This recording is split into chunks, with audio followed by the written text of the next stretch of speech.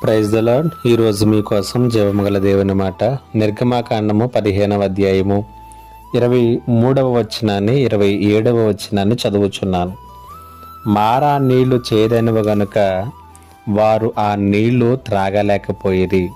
27వ వచనంలో చూసినట్లయితే, తరువాత వారు ఏలిముకు వచ్చిరి. అక్కడ 12 నీటి బొగ్గలు 70 ఈత చెట్లు ఉండెను. వారు అక్కడనే ఆ నీళ్ల యొద్ద దిగిరి అనే మాటలు మనం చూస్తూ ఉన్నాం.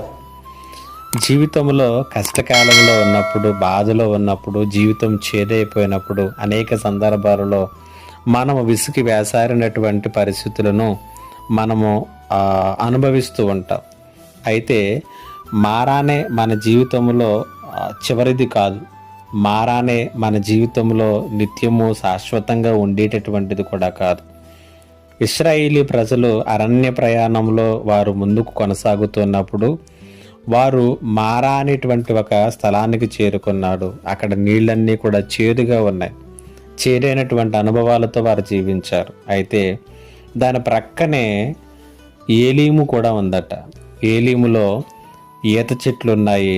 ఏలీములో సమృద్ధిగా నీరు కూడా ఉన్నది అని తెలియచేస్తున్నాడు. ఈ మాటలు వింటున్నటువంటి నీవు ఒకవేళ మారా దగ్గర ఉన్నావేమో, ఏమాత్రం కూడా సనుగు కొనకు, అవిశ్వాసిగా ప్రవర్తించకు.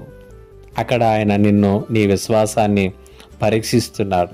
దాని ప్రక్కనే కొంత దూరం వెళితే ఏలీమునకు నిన్ను దేవుడు నడిపిస్తాడు.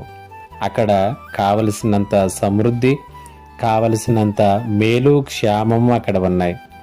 ఈ మాటలు వింటున్నటువంటి నీవు చేరైనటువంటి మారా అనుభవాల్లో ఉన్నావేమో, ఏలీమునకు దేవుడు నడిపించబోతున్నాడని నమ్మి ఆయన వైపు చూచి కనిపెట్టుకో.